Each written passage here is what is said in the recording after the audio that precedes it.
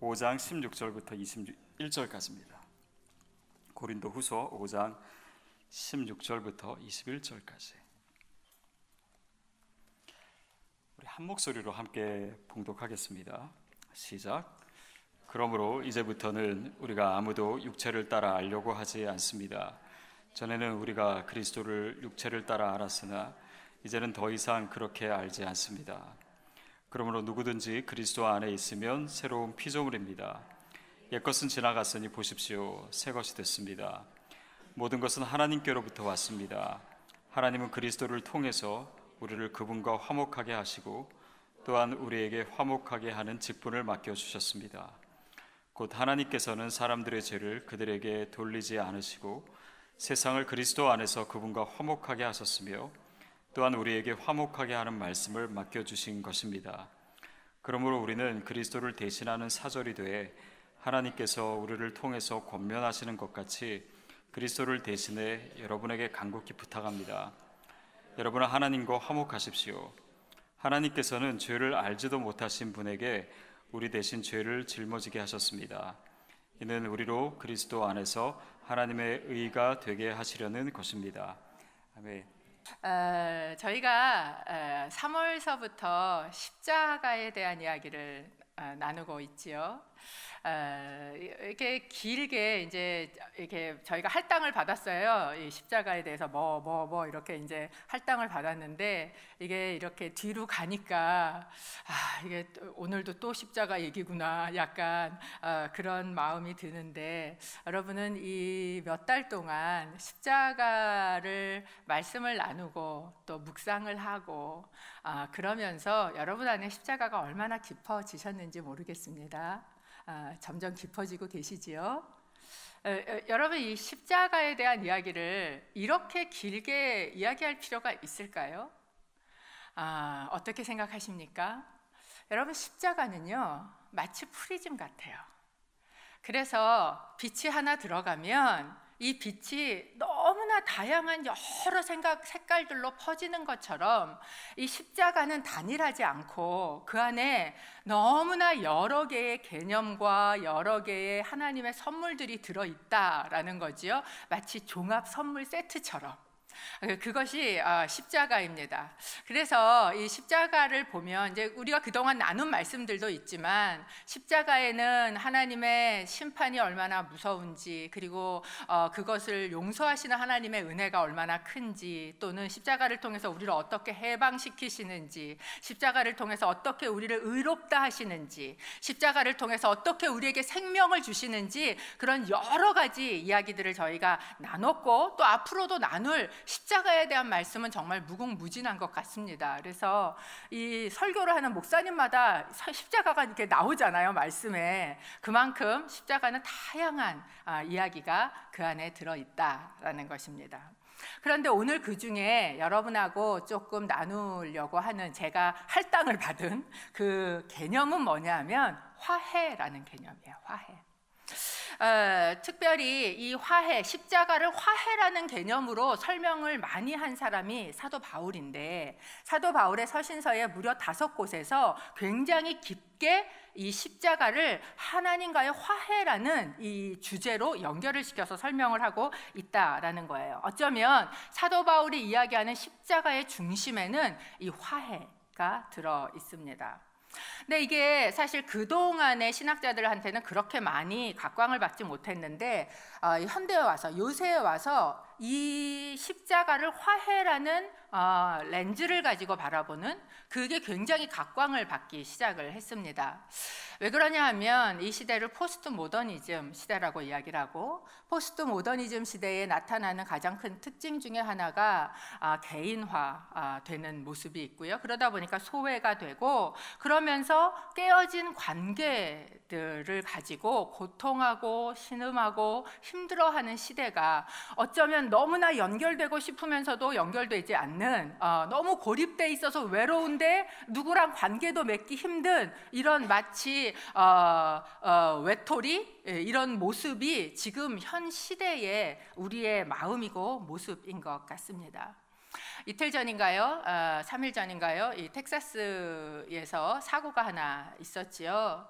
40대에 정말 어떻게 보면 전도 유망하고 그리고 학벌도 좋고 공부도 많이 했고 사회적으로 어떤 위치에 있을 수도 있는, 남들이 볼 때 아무 문제가 없다라고 생각했던 한 가정에서 일어난 너무나 끔찍한 사건을 저희가 보게 됐습니다.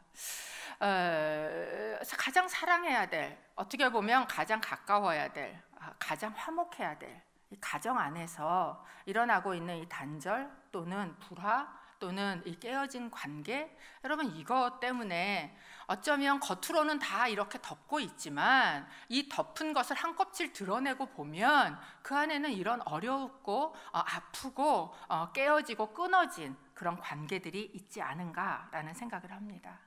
그래서 이 시대가 요청을 하고 있는 가장 큰 키워드 중에 하나가 뭐냐 하면 공존과 화해예요. 그래서 이 다원주의 시대, 포스트 모더니즘 시대가 되면서 오히려 이 공존하자, 화해하자라는 이 무브먼이 훨씬 더 많이 일어나고 있다라는 겁니다. 왜냐하면 우리의 삶에서 이 관계의 문제들을 너무나 심각하게 겪고 있기 때문에 그런 거예요. 사실 많은 분들이 그렇게 이야기를 해요. 일이 힘들어서 진짜 힘들지 않더라는 거예요.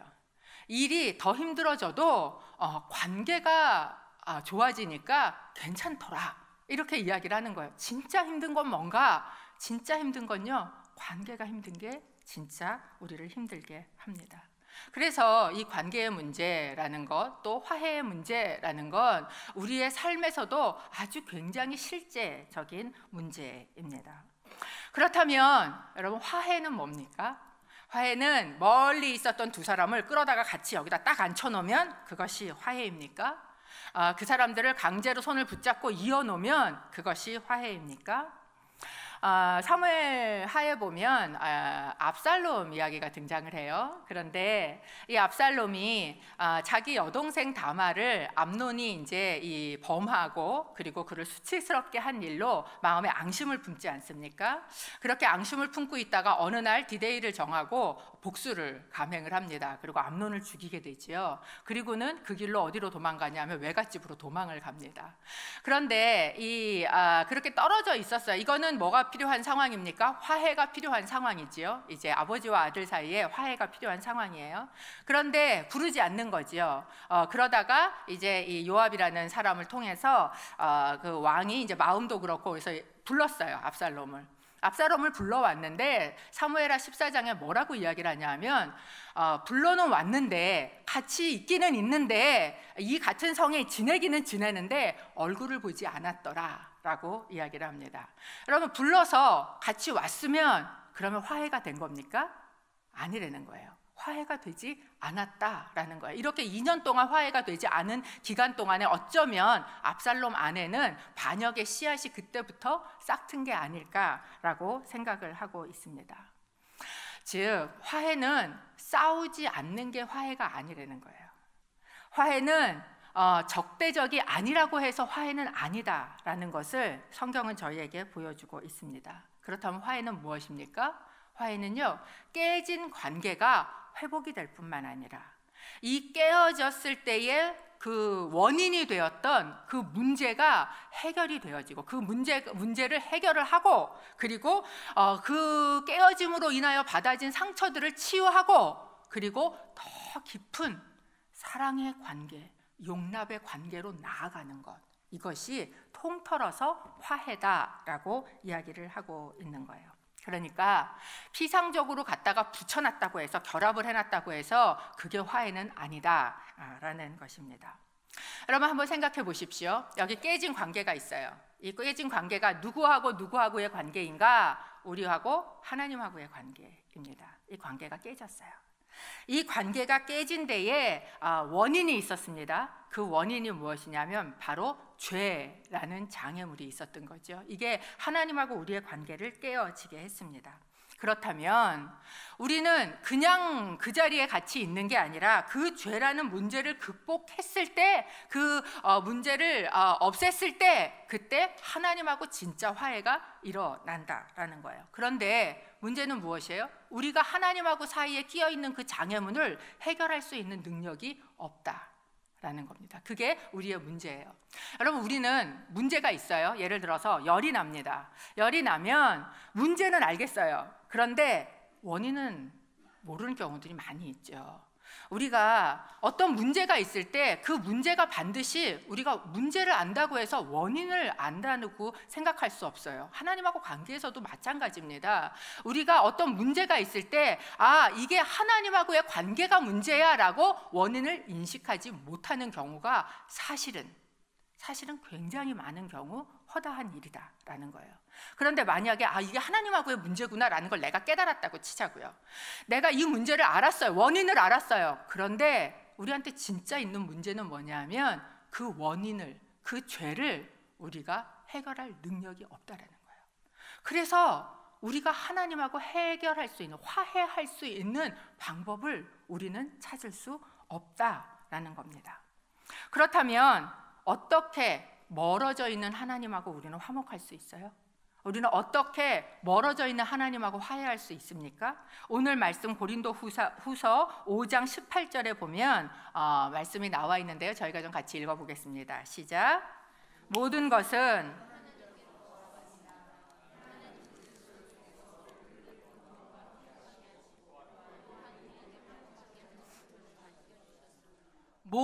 것은 하나님께로부터 왔습니다 라고 이야기를 해요. 여러분, 우리에게 있는 모든 것은 하나님께로 왔습니다. 믿으십니까? 그런데 특히 하나님께로 온 것 중에 무엇이 있는가? 모든 것은 하나님께로부터 왔는데 하나님이 우리를 어떻게 하셨대요? 화목해 하셨다라고 이야기해요. 그러니까 화목도 누구로부터 온 것이라는 거예요?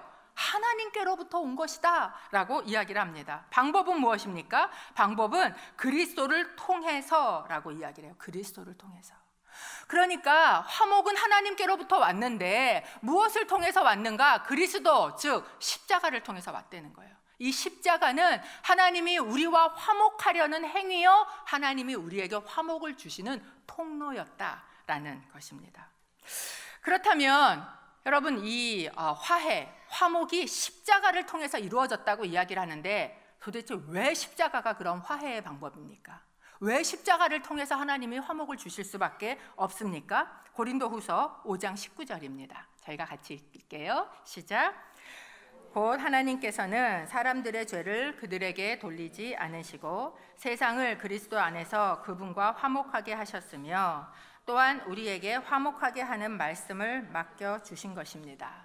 원인이 있었다 그랬죠? 그건 죄라고 이야기했습니다. 그런데 하나님께서 이 죄를 우리에게다 돌리지 않기로 결정하셨다라는 거예요. 이제 우리를 미워하지 않기로 마음에 결정했다는 거예요. 마치 왕이 이제는 내가 너를 미워하지 않을 거야 라고 결정하신 것처럼 그걸 결정하셨다는 거예요. 그리고 그 다음에 어떻게 하셨는가? 5장 21절입니다. 5장 21절도 저희가 같이 읽겠습니다. 시작. 하나님께서는 죄를 알지도 못하신 분에게 우리 대신 죄를 짊어지게 하셨습니다. 이는 우리로 그리스도 안에서 하나님의 의가 되게 하시려는 것입니다.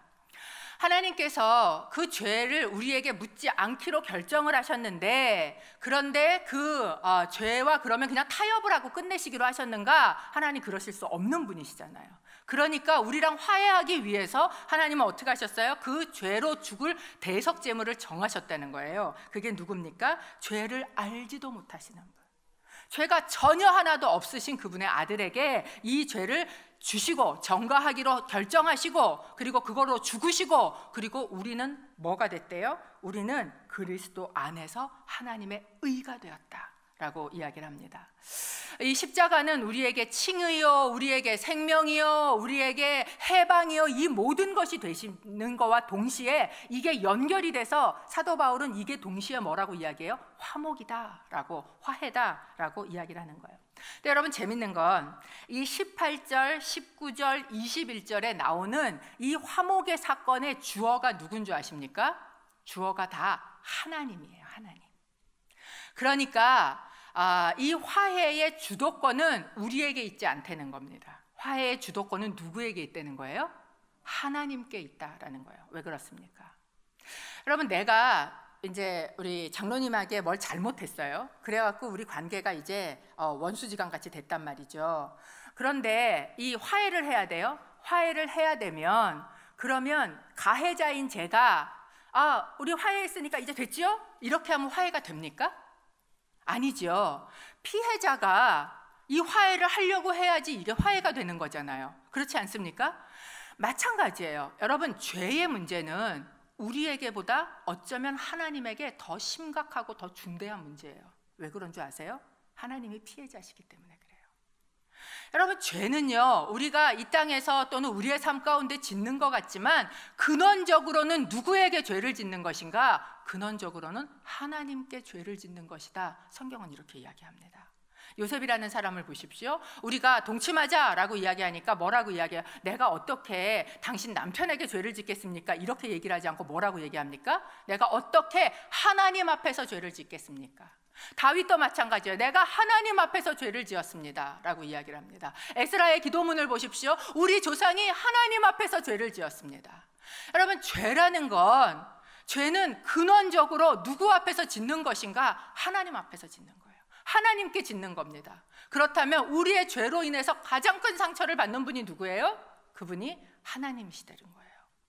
그렇기 때문에 이 죄의 문제에 있어서 하나님하고 우리가 화해를 하려면, 그러면 가해자인 우리 쪽이 아니라 피해자인 하나님 쪽에서 주도권을 가지고 이것을 하실 수밖에 없었다라는 거예요. 이게 화목은 하나님께로부터 우리에게 왔다라고 이야기하고 있는 것입니다. 우리의 잘못으로 인해서 깨지고 어그러진 하나님과의 이 관계에 망가진 모든 것들은 원상복귀가 되고, 죄로 인해서 받은 하나님의 상처와 분노, 이것들도 해결이 되고 제거하고 하는 일은 하나님께서 하셔야 되는 일이다라는 거예요.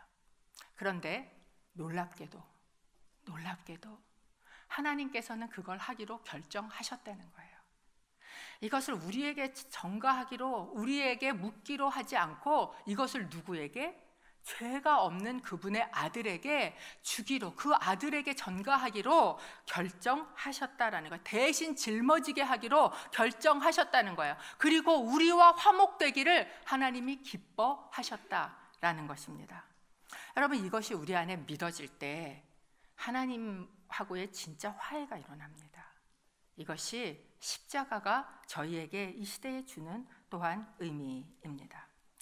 어떻게 하나님이 우리를 의롭게 하시고 어떻게 우리가 하나님하고 화해되게 하십니까? 방법을 이야기하고 있죠. 뭐라고 이야기해요? 그리스도를 통하여. 또 다른 곳에서는 그리스도 안에서 화목시키시고, 또는 그리스도 안에서 의가 되게 하시고, 다 같은 뜻이다라고 저희에게 이야기하고 있는 겁니다. 여러분, 이 십자가는 그렇기 때문에 하나님이 우리와 화해하기를 원하신다는 강력한 표징이고, 그리고 또한 우리가 하나님하고 화해할 수 있는 유일한 방법입니다.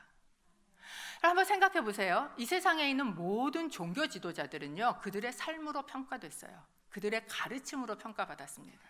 그래서 그들의 가르침에 대해서 존경하기도 하고 유명해지기도 하고, 그들의 삶, 정말 위대한 삶을 통해서 그들을 갖다가 이렇게 믿기도 하고 이렇게 숭배하기도 하고 그러지 않습니까? 딱 한 종교만 빼고, 기독교만 빼고. 여러분, 기독교는요 아주 특이하게 우리가 믿는 분의 삶 때문에 믿는 게 아니에요. 우리가 믿는 분의 죽음 때문에 믿습니다. 여러분, 이 세상에 있는 어느 종교도 그 종교 창시자의 죽음 때문에 그 종교를 믿는 종교는 없어요.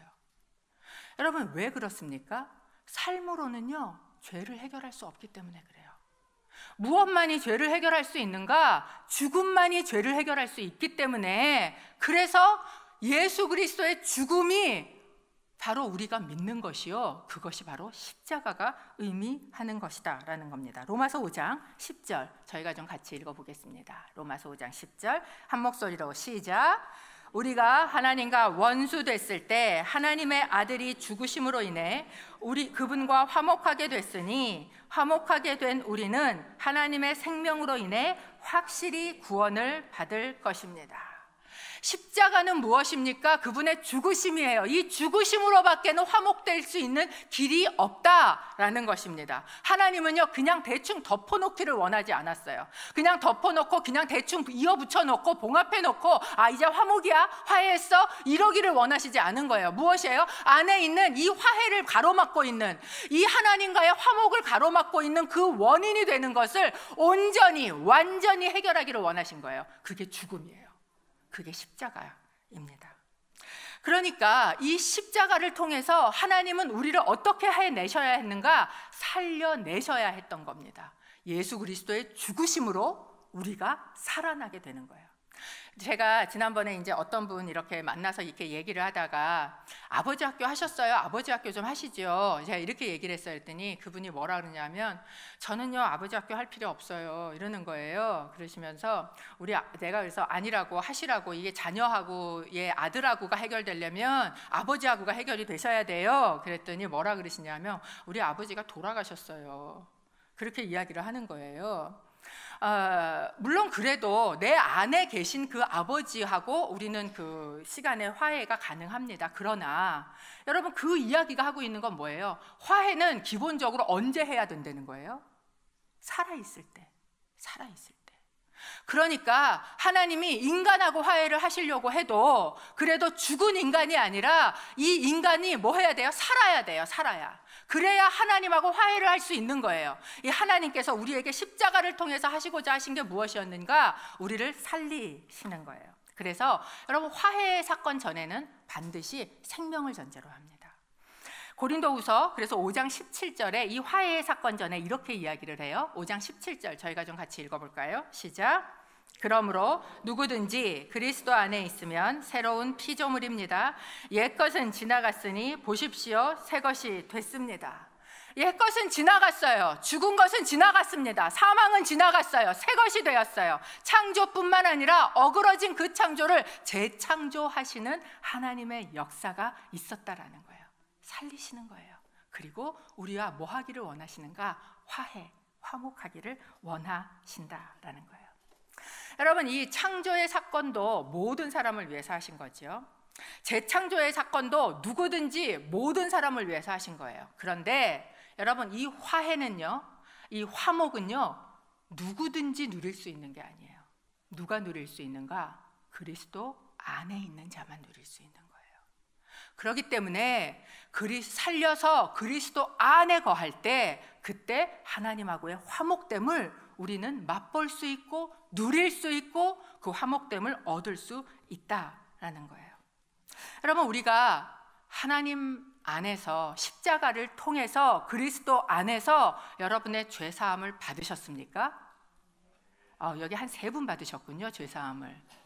여러분, 십자가 안에서 여러분의 죄사함을 받으셨어요? 아멘. 그렇다면 여러분, 하나님하고 화목됨을 누리고 계십니까?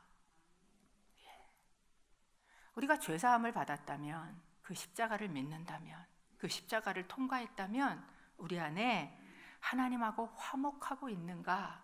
이거를 점검하셔야 돼요. 그러면 어떻게 점검할 수 있을까요? 내가 하나님하고 화목했나? 하나님하고 화목하지 않았나? 어떻게 점검할 수 있을까요? 욥기 22장 21절에 보면 이런 말씀이 있습니다. 너는 하나님과 화목하고 평안하라. 그러니까 내가 하나님하고 화목해 있으면 내 안에 세상이 줄 수도 세상이 알 수도 없는 뭐가 생기는 거예요? 평안이 올라오는 거예요. 평안이. 그런데 내 안에 그게 없으면 다시 점검하셔야 돼요. 내가 하나님하고 화목하고 있는가라는 거예요. 지금 사도 바울이 이 글을 쓰고 있는 고린도 교회를 한번 생각해 보십시오. 이 고린도 교회는 시끄러운 교회였어요. 서로 간도 지지리 싸우는 교회였어요. 근데 서로 간에 싸우는 것뿐만 아니라 이 고린도 교회에 지금 심각했던 문제는 무엇입니까? 사도 바울에 대해서도 사도권이 어쩌느니, 뭐 글은 괜찮은데 말은 어쩌느니, 생긴 건 어쩌니, 자격이 있느니 자격이 없느니 이러면서 이 사도 바울하고의 관계도 뭐에 있어요? 서로 소외되어 있고 서로 깨져 있고 멀어져 있었던 게 바로 이 고린도 교회의 상황이었다라는 거예요. 근데 여러분, 하나님이 내게 보낸 그 사람하고 화목하지 않은데 어떻게 그 사람을 보낸 그 하나님하고 화목할 수 있겠어요?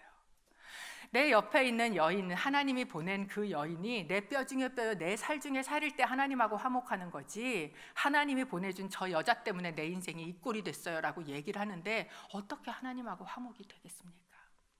지금 사도 바울이 이 고린도 교회에게 이 이야기를 하고 있다라는 거예요. 여러분, 그렇기 때문에 우리의 삶에 서로 화목함이 있지 않으면서 하나님하고 화목한 건 정말 어렵습니다. 하나님이 보낸 그 사람과 내가 소외되지 않아야, 그 사람하고 소외되면요, 그 사람을 보낸 하나님하고도 나는 뭐가 되는 거예요? 소외가 된다라는 거예요. 여러분, 깨진 관계를 경험하고 계십니까? 혹시 여러분의 삶에 지금 관계 때문에 고통스럽고 관계 때문에 어렵고 그런 분이 계십니까? 어쩌면 가장 가까워야 될 부모가, 부부가, 형제가, 친구가, 동료가 이 깨어진 관계가 되고 화해가 되지 않는, 내가 저 사람하고는 죽어도 화해가 안 되지, 이러는 그런 관계 가운데 여러분이 계십니까? 여러분, 이거 개인적인 문제만이 아니에요. 사회적으로도 이 시대는 정말 깨어진 관계를 경험하는 시대입니다. 가진 자와 못 가진 자, 때로는 종교의 문제 때문에 서로 죽일 만큼, 때로는 인종적인 문제로, 여러분, 이 전 세계 안에 이런 문제로 정말 분열과 죽임과 폭행과 이런 일들이 일어나지 않습니까? 그러니까 어쩌면 지금 전 세계는 목말라 하는 게 화해지 않아요? 남과 북이 화해가 일어난다, 미국과 북한이 화해 모드로 들어선다 라고 이야기를 하니까, 그러니까 여러분 어떻습니까? 사람들이요 막 관심을 너무너무 가지는 거예요. 너무너무 그거를 막 이러고 쳐다보고 있는 거예요. 왜? 우리 안에는 이 화해를 갈망하고 있기 때문에 그래요. 여러분, 우리는 이렇게 깨어진 관계 때문에 사실 고통을 받습니다. 이 땅은 몸살을 알아요. 여러분의 관계는 어떠세요? 깨어진 관계가 있으십니까?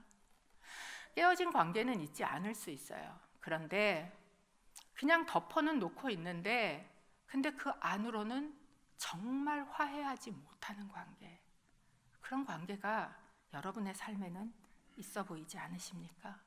그냥 봉합해 놓고 사는, 그냥 덮어놓고 사는, 그런데 진짜 화해는 일어나고 있지 않는, 어쩌면 여러분, 우리는 그걸 갈망하고 살아요. 그리고 그렇게 진정한 화해가 일어나는 그 길은 십자가밖에 없다라는 것입니다. 여러분, 십자가가 하나님하고 또 우리 사이에 막힌 담들도 할 수 있는 길이요 방법이 되는 줄로 믿습니다. 에베소서 2장 16절은 저에게 이렇게 이야기를 하십니다. 에베소서 2장 16절 같이 읽습니다. 시작.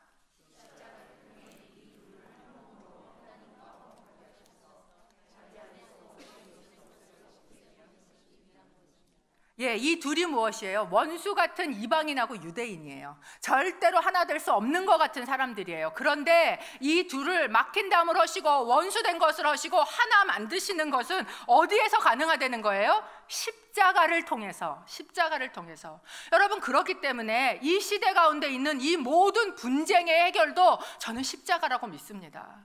남북 해결의 그 방법도 사실은 십자가예요. 북미의 그 문제도 사실은 십자가예요. 우리의 관계 안에 일어나고 있는 이 깨어지고 어그러지고 그것 때문에 고통스럽고 해결이 안 될 것 같은 이 관계의 해결도 사실은 십자가다라는 거예요.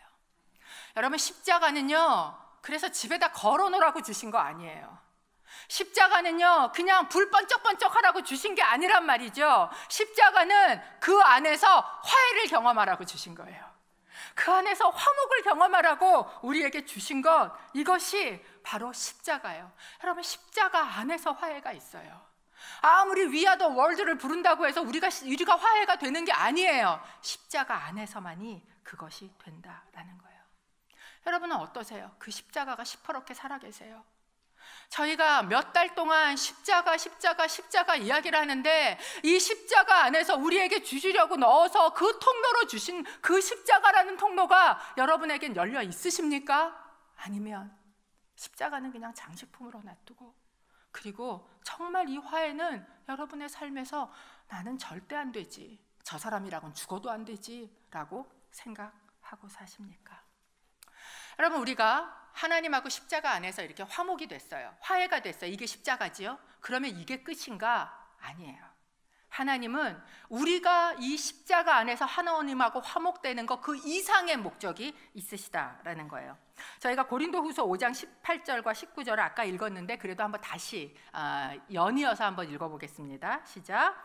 모든 것은 하나님께로부터 왔습니다. 하나님은 그리스도를 통해서 우리를 그분과 화목하게 하시고 또한 우리에게 화목하게 하는 직분을 맡겨주셨습니다. 곧 하나님께서는 사람들의 죄를 그들에게 돌리지 않으시고 세상을 그리스도 안에서 그분과 화목하게 하셨으며 또한 우리에게 화목하게 하는 말씀을 맡겨주신 것입니다. 우리가 하나님하고 십자가 때문에 화목했어요. 그런데 그게 끝이 아니다라는 거예요. 여러분, 이 두 절이 되게 비슷한 말이 반복되죠. 비슷하게 두 번 이야기를 하세요. 그런데 차이가 있어요. 숨은 그림 찾기 한번 해볼까요? 이 두 절에서 뭐가 다른지 혹시 보실 수 있으시겠습니까? 18절에는 이렇게 얘기를 하고 있어요. 18절은 그리스도를 통해서 우리를 그분과 화목하게 하시고 이렇게 이야기를 하고 있습니다. 19절에는 뭐라고 이야기를 하고 있냐면 세상을 그리스도 안에서 그분과 화목하게 하셨으며, 두 개가 하나님하고 화목한, 하나님께서 주도권을 가지고 화목을 하셨어요. 그런데 먼저는 누구하고 화목했어요? 우리하고. 먼저는 우리하고 화목하셨어요. 그런데 그 다음 절에 가면 하나님이 누구하고 화목하셔요? 세상하고 화목하셔요. 여러분, 이 두 개의 다리를 놓아야 되는 것이 무엇인가? 우리에게 맡겨주신 직분이 있다는 거예요. 우리에게 화목하게 하는 직분을 맡겨주셨다는 거예요. 화목하게 하는 말씀을 우리에게 주셨다는 거예요. 여러분, 이 시간에 제가 축복합니다. 여러분의 입에서 나오는 모든 말은 화목해 하는 말이 되시기를 축복합니다. 화해하게 하는 말, 그 말을 우리에게 주셨다라고 이야기를 하고 계시는 거예요. 우리가 화목하게 하는 직분을 받았는데, 그 방법으로 말씀을 받았는데, 이 화목하게 하는 직분을 다음 절에서 한번 설명을 해주고 계세요. 그게 20절입니다. 저희가 20절 같이 읽어봅니다. 시작. 그러므로 우리는 그리스도를 대신하는 사절이 돼 하나님께서 우리를 통해서 권면하시는 것 같이 그리스도를 대신해 여러분에게 간곡히 부탁합니다. 여러분은 하나님과 화목하십시오. 우리에게 직분을 주셨대요. 하나님하고 화목하게 되는 순간 우리에게 직분이 주어졌는데, 어떤 직분이 주어졌는가? 화목을 위한 직분이 주어졌어요. 그런데 이 화목을 위한 직분을 뭐라고 표현하고 있냐면 하나님의 대사다라고 표현을 하고 있습니다. 저는 대사같이 높은 분은 잘 모릅니다. 제가 멀리서 아는 분은 온누리교회 장로님이신 김하중 장로님밖에 모르는데, 여러분 한번 생각을 해보세요. 지금 미국의 무슨 조윤재 대사님인가, 이게 주미 한국 대사예요. 이제 대사가 하나님의 그 나라에서 파송이 됐어요. 그럼 그 나라에 갔습니다. 그 나라에 갔을 때는 이 대사가 가지고 있는 가장 큰 목적은 무엇인가? 내가 거하고 있는 그 나라와 내가 파송되어 있는 이 나라 간의 원만한 관계를 위해서 파송이 된 거예요. 그렇죠. 그래서 이번에도 보니까 저 주미 대사가 지금 이 북미 회담을 앞에 놓고 이 그 관계를 위해서 무슨 이렇게 뭐도 하고 설명도 하고 이런 걸 하더라고요. 내가 파송된 나라와 내가 거하고 있는 그 나라의 관계를 위해서, 나는 화목을 위해서 나는 그곳에 파송이 됐다는 거예요. 그러니까 이 대사가 그 삶의 목적, 그곳에서 살고 있는 이유, 거기에서 내가 관심을 쏟아야 될 것은 무엇이에요? 그 나를 파송한 그분과의 화목을, 나는 모든 관심을 쏟아야 돼요. 그러니까 우리가 대사로, 하나님의 대사로 이 가운데 왔어요. 그러면 우리가 있는 이곳에서 세상과 하나님의 화목이 내 삶의 목적이 돼야 돼요. 그것이 내가 쓸 관심의 대상이 돼야 돼요. 그런데 이 대사를 실컷 이 미국 땅에다 보내놨더니 와서 보니까 너무 좋아. 너무 좋으니까 계속 한국에다가 이게 이메일을 보내면서 보고서를 보내면서 뭐라 그래요? 얼바인의 땅값이 오르고 있습니다. 거기에다 내가 집을 사야 됐으니 월급 좀 올려주십시오. 이런 이메일을 여러분 계속 보낸다고 생각을 해보세요. 아니면 온통 관심이 이 총리 관저에 내가 좋은 소파 들어놓고 싶으니까, 그러니까 그거 좀 인가해 주십시오. 이런 것을 계속해서 본국에다 보내고 있다고 한번 생각해 보십시오. 그 대사는 뭐를 위해서 하고 있는 겁니까? 근데 여러분, 그게 우리의 모습하고 비슷하지 않습니까? 우리는 화목을 위해서 보냄을 받았어요. 이 땅에 그렇게 보냄을 받은 거예요. 그런데 이 화목이 나의 관심이 아니야. 그리고 온통 나의 관심은 여기에다 뭐를 놓을까, 여기에다 뭐를 할까, 내가 이거를 할까, 내가 저거를 할까, 땅을 살까, 집을 살까, 투자를 할까. 만약에 그리고 그걸 가지고 열심히 본국에다가 전보를 쳐 기도하는 거죠. 하나님 이거 주십시오, 인가해 주십시오, 예산 올려 주십시오, 내가 우리 관저에다가 좋은 소파 놓고 대리석 깔고 싶으니까 올려 주십시오. 만약에 이걸 우리가 계속 하고 있다면, 그러면 여러분, 이 대사가 정신이 올바로 박힌 대사입니까? 여러분, 우리는 화목해 하는 대사로 이 가운데 보냄을 받았다라는 거예요. 그러면서 사도 바울은 내가 여러분한테 해줘야 된 말은 이거 하나입니다. 뭐라고 이야기합니까? 20절 끝에 이렇게 얘기합니다. 여러분, 하나님과 화목하십시오. 여러분, 하나님과 화목하십시오. 제가 이 저녁에 여러분에게 권고하고 권면하고, 만약에 말씀을 들고 여러분에게 해야 될 말이 있다면, 여러분, 하나님하고 화목하십시오. 정말 하나님하고 화목하십시오. 여러분의 삶에 만약에 깨어진 관계가 있습니까? 여러분, 하나님하고 화목하십시오. 만약에 깨어지지까지는 않았는데, 근데 진짜 그 화목한 관계 안으로 들어가지 못하고 있습니까? 하나님하고 화목하십시오. 나를 이 땅에 보낸 목적과 삶의 이유를 내가 오늘 모르겠습니까? 하나님하고 화목하십시오. 여러분, 이것이 사도 바울이 우리에게 오늘 간곡하게 권하는 말씀이요, 어쩌면 제가 여러분에게 선포해야 될 유일한 한 가지 이야기일 것입니다. 여러분, 사도 바울은 고린도 교회에게 여러 가지 비난을 받았습니다. 너무나 마음이 아팠어요. 눈물의 편지도 썼고 가서 봉변도 당하고 왔어요. 그런데 나에게 처우를 이렇게 해주십시오, 여러분 나한테 이렇게 하십시오, 이런 얘기를 한 게 아니에요. 여러분, 하나님과 화목하십시오. 하나님과 화목하십시오. 제가 한 2, 3일 전에 저희 아들하고 이렇게 밤 늦게까지 이야기를 했어요. 그러면서 이제 제가 이렇게 얘기하니까 우리 아들이 또 내 얘기 꺼내는구나 이런 표정을 지으면서 웃고 있는데, 미안하다 아들아. 이제 이렇게 밤에 좀 이렇게 몇 시간 우리 아들하고 깊은 이야기를 이렇게 나눴습니다. 그러면서 지금 이제 대학을 졸업하는데 마음이 어떻고, 또 어떤 것들을 생각하고 살고, 그것으로 인해 어떤 건 어렵고, 뭐 이런 이야기들을 꽤 긴 시간 진짜 서로 바쁘게 살다가 오랜만에 이제 이야기를 한참 했어요. 그렇게 한참 이야기를 하고 맨 끝에 저희 아들이 뭐라고 이야기하냐면 이렇게 이야기를 하는 거예요. 엄마, 이런 내 속 마음을 정말 터놓고 나눌 수 있는 그런 친구가 있었으면 좋겠어. 없는 것 같아. 이렇게 이야기를 하는 거예요. 그래서 제가 그랬어요. 여기 있잖아. 그랬어요. 그랬더니 우리 아들이 엄마 가족이잖아. 가족 말고 그런 친구가 있었으면 좋겠어. 그렇게 이야기를 하더라고요.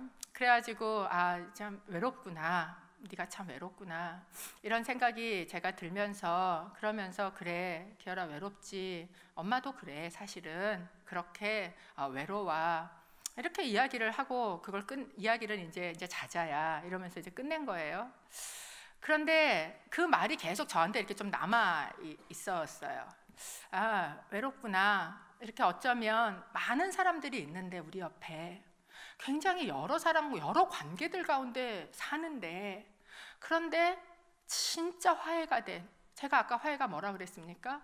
서로의 관계에서 걸림돌이 되는 것들을 직면하고 그것을 제거하고, 그리고 어그러졌던 그 관계를 회복할 뿐만 아니라 진짜 사랑하고 용납받는 그런 사랑의 관계 안으로 들어가는 것, 그것이 화해라 그랬잖아요.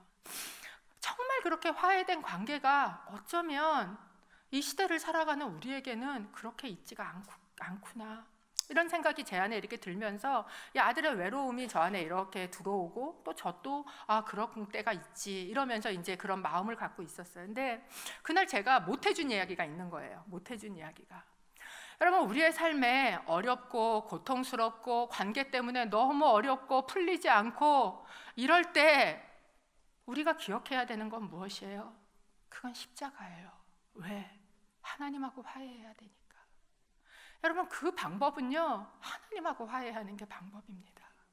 그런데 그렇게까지 문제가 있지는 않지만 여러분, 그렇지 않으세요? 내가 정말 내 마음을 터놓고 얘기할, 정말 화해가 된 것 같은 그런 관계가 나한테는 없지 않나?